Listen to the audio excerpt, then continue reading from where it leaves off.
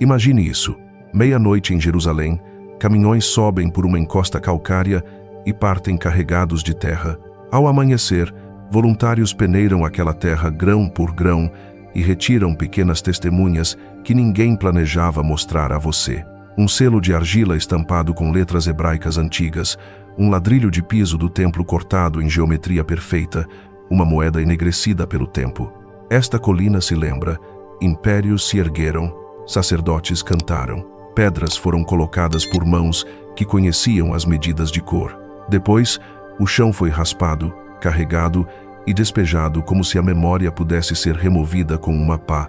E aqui está a pergunta que importa. Quem conta a história do monte do templo? Os políticos ou a própria colina? Neste vídeo, deixamos a encosta falar, sem slogans, sem manipulação, apenas o que saiu da terra e o que isso significa para a Bíblia, para Jerusalém e para qualquer um que ainda diga que não há nada a ver lá em cima. A descoberta mais recente é extraordinária. Em 2025, o Temple Mount Sifting Project anunciou uma impressão de selo de argila, uma bula, com quase todas as letras intactas. Ela diz, Yedaia, filho de Azayahu. Este não é um nome aleatório. Ele se conecta a uma família sacerdotal conhecida da Bíblia, servindo durante o reinado do rei Josias, o rei que removeu os cavalos que os reis de Judá haviam dedicado ao sol e queimou os carros do sol com fogo. Este selo conecta-se diretamente ao período de reformas de Josias e ao serviço no templo, prensado em argila, que um dia repousou nesta colina. Outras bulas confirmam nomes diretamente das Escrituras. Natã, Meleque, servo do rei, encontrado nas escavações de Givate, na cidade de Davi, em 2019. Isso corresponde ao oficial listado em 2 Reis 23:11, Gedalias, filho de Passur, e Jeucal, filho de Selemias. Ambos são nomeados em Jeremias 38, como homens que se opuseram ao profeta e exigiram sua morte. Seus selos foram encontrados nas escavações da cidade de Davi. Um selo real do Ofel diz, pertencente a Ezequias, filho de Acaz, rei de Judá. Este é o selo pessoal do rei do século 8, cuja oração moveu Deus a estender-lhe a vida, e há ainda uma inscrição fiscal, Gibeão para o rei, recuperada da encosta leste do monte.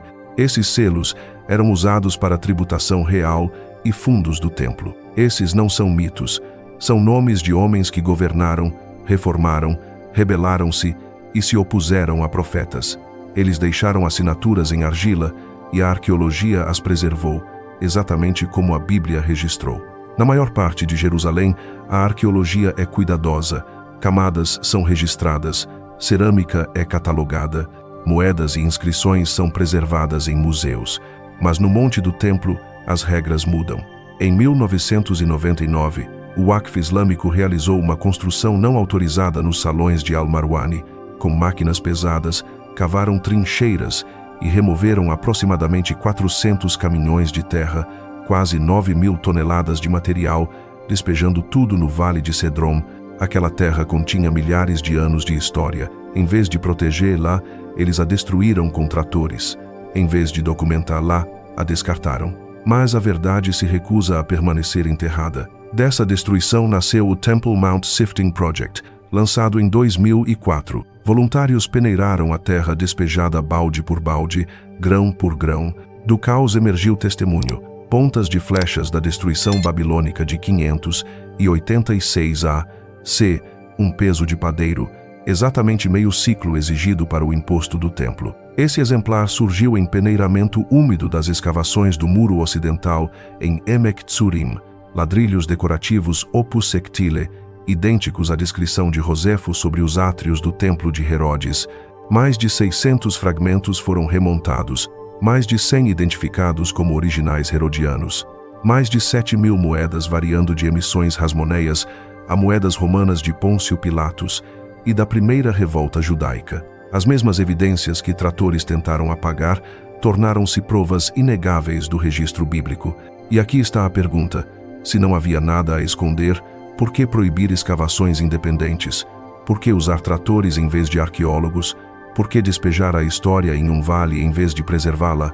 A resposta é simples: porque cada selo, cada moeda, cada peso e caco testifica que o templo ficava neste monte e esse testemunho expõe como infundadas as alegações islâmicas posteriores.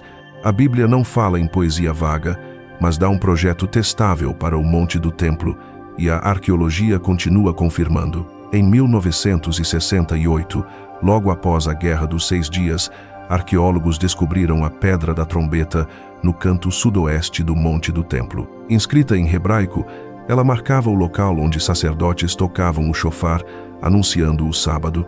Joséfo, escrevendo no primeiro século, descreveu a mesma prática no mesmo canto. As paredes de contenção do monte ainda exibem enormes pedras herodianas, blocos com moldura chanfrada e boçagem saliente, a marca inconfundível dos construtores de Herodes.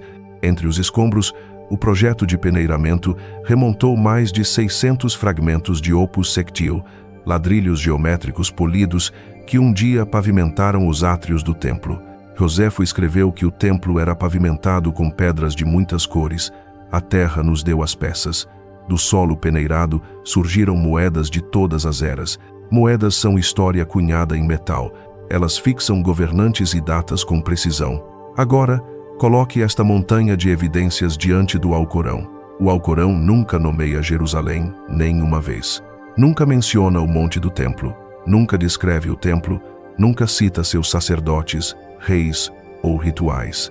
A Bíblia nomeia Josias, Ezequias, Gedalias, Jeremias, Natã, Meleque. Descreve toques de trombeta, impostos do templo e estradas de peregrinos. A arqueologia confirma esses nomes, práticas e locais exatamente nesta colina.